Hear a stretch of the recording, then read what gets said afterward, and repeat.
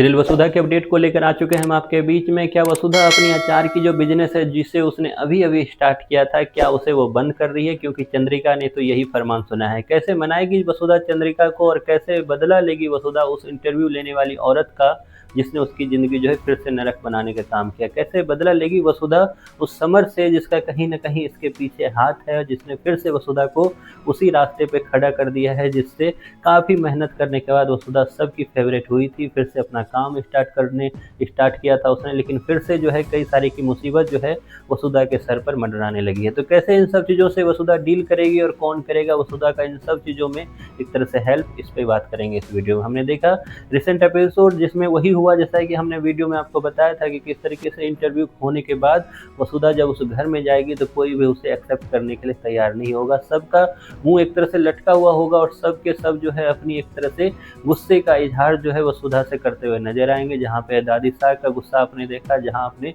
देव का गुस्सा देखा, तो वहीं पर चंद्रिका ने तो खुलकर फरमान सुनाती हुई वो नज़र आई। हालाँकि सब अपनी-अपनी जगह सही हैं क्योंकि वसुधा जो है अचानक से ब्लैंक होती हुई नज़र आई उस इंटरव्यू में, ये सोचकर कि मैं जितना मुँह खोलूँगी उतना गलत होता जाएगा, तो इससे अच्छा है मैं मुँह बंद कर लूँ। तो वहीं पर चौहान फैमिली को ये लगा कि ये मुँह तोड़ जवाब क्यों नहीं दे रही है। ऐसे में वसुधा जहाँ इस कश्मकश में फँसती हुई नज़र आ रही है कि आखिरकार सब आरोप लगा रहे हैं कि वसुधा ने ये जानबूझकर किया क्योंकि उसको चंद्रिका से एक तरह से रंजित है, तो वहीं पे वसुधा जो है हर एक कोशिश कर रही है किसी तरीके से चंद्रिका जो है उसे माफ़ी दे दे। ऐसे में चंद्रिका का ये कहना कि तुम अपना बिज़नेस जो है स्टार्ट किया था तो उसी बिज़नेस के बलबूते ये सब कुछ मुझे झेलना पड़ रहा है, तो तुम अपना बिज़नेस ही ख़त्म कर दो। तो चंद्रिका एक तरह से वसुधा की वो सपने को भी तोड़ना चाह रही है, या यूँ बोलूँ कि चंद्रिका एकमात्र वहाँ पर राजा बनकर रहना चाह रही है क्योंकि एक जंगल में एक ही राजा होता है। तो ऐसे में चंद्रिका ने जहाँ एक तीर में दो शिकार करने की कोशिश की, तो वहीं पर चंद्रिका की बात सुनकर आपने प्रोमो में देखा कि किस तरीके से